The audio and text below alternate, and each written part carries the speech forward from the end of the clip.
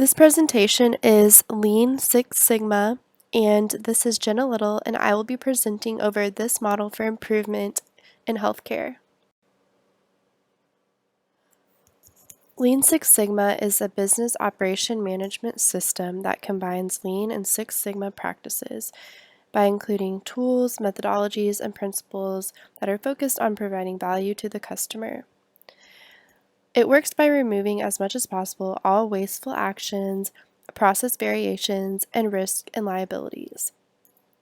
Lean is one side of the model that targets the efficiency of processes, decreasing waste, and increasing profitability. Six Sigma is a quality assurance program that is grounded in statistical analysis of gathered data with its objective to improve quality by reducing variation in product output. I found these definitions in Sayati's article, and both Lean and Six Sigma are separate models that have now been combined to form Lean Six Sigma, which is the model I'll be presenting over today. This table is taken from Lee's article, which defines 8 types of waste in healthcare. So as you can see, they're listed here on this slide, and the first one is overproduction. This is simply just printing more than what's needed and just wasting supplies.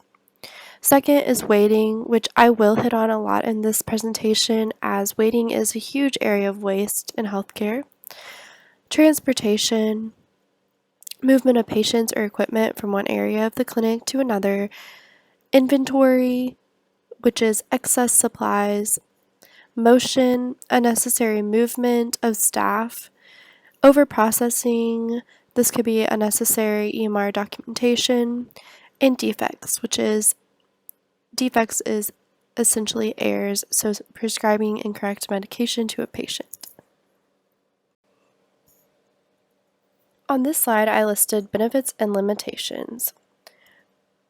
On the benefits side, one thing I found from Lee's article is that this model can be combined with other tools such as the Plan, Do, Study, Act, DMAIC, which is Define, Measure, Analysis, Improve, and Control, root cause analysis, and value stream mapping. This model combines both Lean's reduction of waste and Six Sigma's reduction of variability, so you kind of get the best of both worlds by combining two very widely used models into one. And I found in Boettcher's article that Lean Six Sigma creates an expectation for employees to basically wear two hats, so employees are to do their job well and improve every day. It creates that expectation for employees to always be on the lookout for areas of waste in their healthcare setting and always be thinking in an improvement mindset. Limitations to this model is that this model is in fact a business theory and was originally created in the business and manufacturing industry. So it can be a bit overwhelming to clinicians who have not had proper training on Lean or Six Sigma. Another limitation I found in Sayati's article is that Lean needs proper planning and it is very hard to implement in a crisis mode. So Lean is most effective when proper planning is in place. Without the proper planning and management, healthcare organizations will often reach that point of no return and plunge into bankruptcy. On this slide, I included 2 photos I retrieved from the Go Lean Six Sigma website, which is both depictions of 2 acronyms, the first being the DMAIC, which is Define, Measure, Analyze, Improve, and Control, which can be used to implement an improvement project, and the Plan, Do, Check, Act model, which we have learned about, so I felt that I would include that to show you all that that can also be implemented with the Go Lean Six Sigma. So Go Lean it's almost like a melting pot of a lot of different models and tools kind of combined into one model that's supposed to really implement all of these areas to come up with the best way to improve a problem. This slide goes over the effect of Lean Six Sigma in primary care. I found this information in a study by Gavrilov, which outlined an evaluation of the use of level loading in a pediatric ambulatory clinic.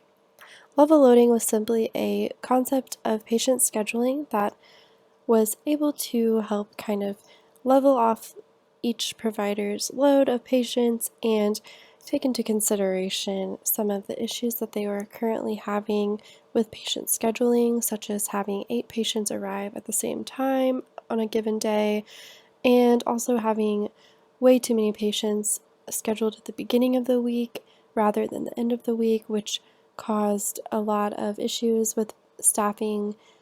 And they hypothesized that equal distribution of appointments would allow for more patient visits and decrease direct and indirect wait times. After implementing the level loading concept in their clinic, they concluded that innovative scheduling systems such as level loading can help gain greater control over the timing of patient visits and patient access, resulting in increases in patient access to care. This slide goes over some utilization of Lean Six by an advanced practice nurse. There are many ways that elimination of waste has already been established in primary care offices today. For example, we have standardized exam rooms, which means that all exam rooms are set up virtually the same way, supplies are the same in the same places, and this creates a way for providers to use any room in the office, whereas it used to be where there may only be 2 or 3 rooms designated to one provider, which would create issues when there were empty rooms but many patients waiting. Another example is the use of the electronic medical record, so that is something that has created an easier documentation system.